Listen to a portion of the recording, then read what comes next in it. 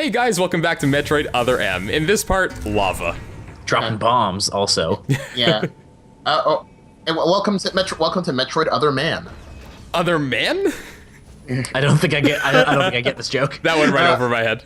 Okay, no, I don't know. I just like, just replacing M with anything else. I see. I'm sorry. We didn't mean to kill your running joke. Yeah, it'd be really nice if you had that Barrier suit right about now. Wouldn't it? Yeah. Just saying. Yeah, it's not like you have it on. I still don't buy that Adam's not seeing this shit. Adam's just like, in his chair, just laughing. He has his own popcorn, I'm pretty sure. I don't think he's in his chair. He's got to be on an extended washroom break. There's no excuse for this. Actually, seeing Samus in the Morph Ball earlier, I forgot about that piece of trivia that they actually made. They actually gave Samus that Morph Ball animation because they couldn't animate her crawling. Apparently, it was too powerful for the. It was too much for the NES to handle on the original Metroid game. Yeah. That's interesting. I did not know that. Yeah, it's. I mean, like. Pretty cool. Yeah, it's pretty neat. I think actually because of that, I think that's what gives Metroid like the universe as a whole that element of fantasy sci-fi, because like that's some science right there. I mean, that's really not some science, which maybe is closer to your point. Well, do you have your masters in morphology, Dan?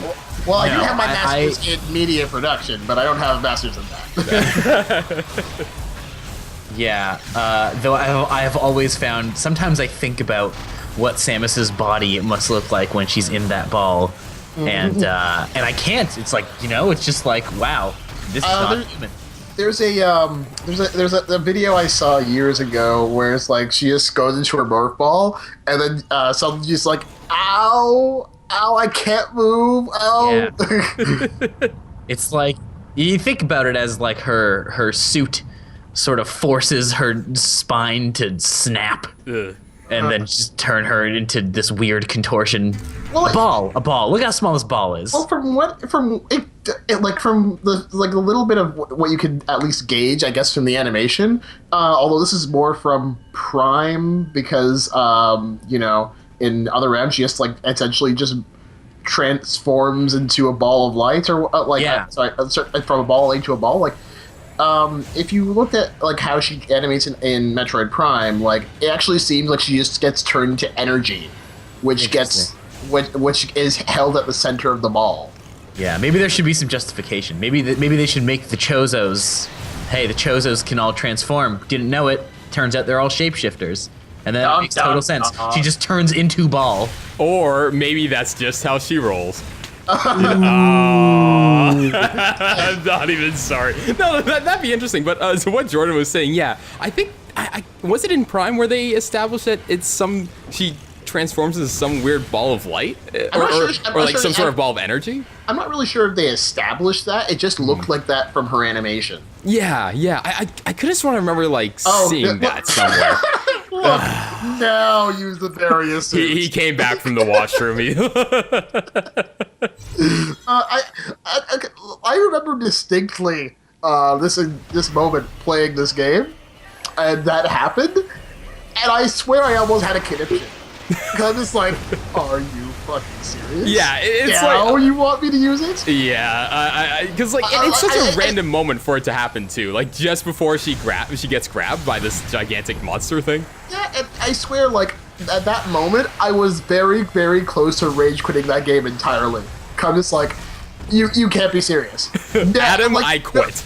No, because like I thought all throughout the game up until that point, because I was thinking, wait a sec, I know Metroid decently well, I guess, now, and isn't she wearing the Various suit? Isn't the Various suit usually protect from heat damage? I'm like, oh no, good, maybe I'm mixing it up with something else, or maybe, she doesn't have that in this game, maybe she'll get another suit, she'll find some other item that'll give her a suit that protects her from heat damage, or something like that, right? And I'm just like, you had this the entire time. Are you kidding me? Nope, she just needed a gentle reminder from Adam, damn it.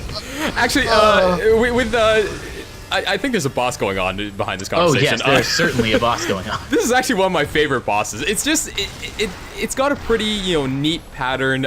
Once you know it, obviously the boss becomes a breeze. But I don't know, I think the looks so animation's dorky. really This justified. is it's really. I mean, it So looks really dorky, nice. though. The boss looks so dorky. It looks really derpy. I like him. its I face like is like derp. I'm into him. It's pretty neat though. This is It's like a some dragon. sort of. You know what? This actually. I feel like there's a boss specifically that this feels really ripped from. I'm thinking it might be God of War. Yeah, you mean like every sort of moderate action adventure third person game?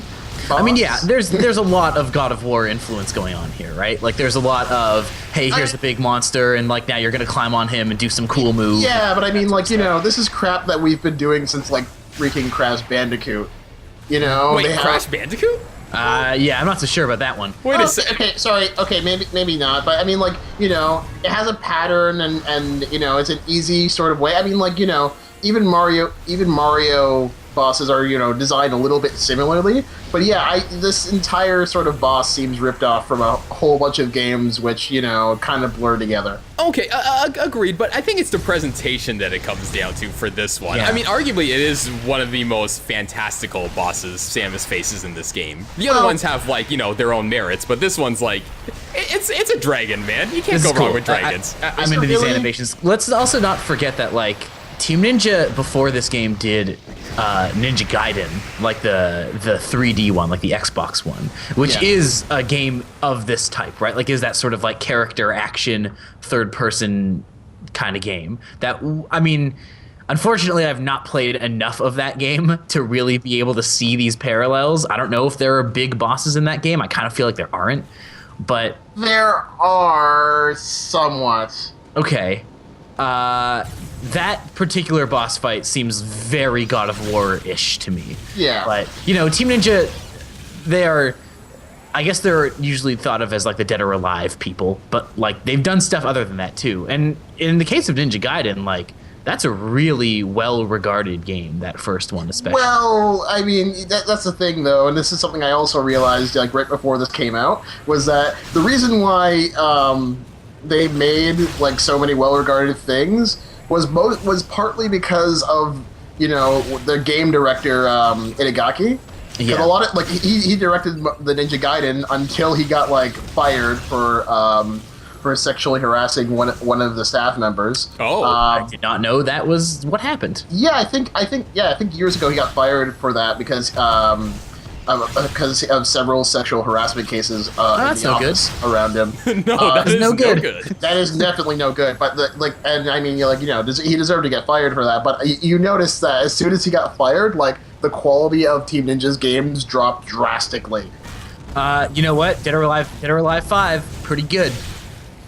If you like Dead or Alive games, it's another good Dead or Alive game. Yeah, well, Itagaki didn't work on this, and you can kind of tell. And also, you can definitely tell when Ninja Gaiden 3 came along. Oh yeah, I played a bit of that game and heard it was kind of trash. Though you know what? I didn't like. I played a bit of Ninja Gaiden 2 as well and didn't really like that game either. Well, okay, I haven't played the original Ninja Gaiden 3, and apparently everybody said it was absolutely horrible. Yeah. But I did play the remake when, Z? Was it called Z or Yaiba or something? No, that was something else. Okay. Because they made a sort of a reimagining of Ninja Gaiden 3 called Ninja Gaiden Razor's Edge. Okay. And basically, it just they took all the things that were crap about Ninja Gaiden 3, took it out, and just made it essentially Ninja Gaiden 2 all over again with Ninja Gaiden 3 elements. I see. And I mean, like, it was nice, except that it was just sort of, you could definitely tell it was done by a different team, and it just wasn't done as well as, say, Ninja Gaiden 2, because they just tied too many things to just the whole pseudo-morality sort of thing that they had going there, but it did have a nice range of weapons. I mean, the Wii U, they had a Wii U version, and it had a really good multiplayer, except no one was ever on multiplayer. So. Yeah, I mean, the problem is if you think about like the Wii and multiplayer is just kind of those two words don't really go together unless you're local playing Mario Kart. Local Then it's all right. multiplayer. Well, I mean, sorry. I guess I mean online multiplayer specifically. Well, Splatoon. now. Yeah, for sure. I mean, I guess Nintendo's been doing okay with it so far these days. They've been doing better with online in general. Yeah, for but sure. that's not saying a whole lot since they were really late to the bandwagon. I've been really wanting to play some Splatoon because I realized that the NX is going to be announced next year or this year, I guess. Oh my God, it's 2016. Oh, you can't even get past that door? No, you have to save. That's Yeah, stupid. it's horrible for speed. For speed runs. I will continue my thought in the next episode.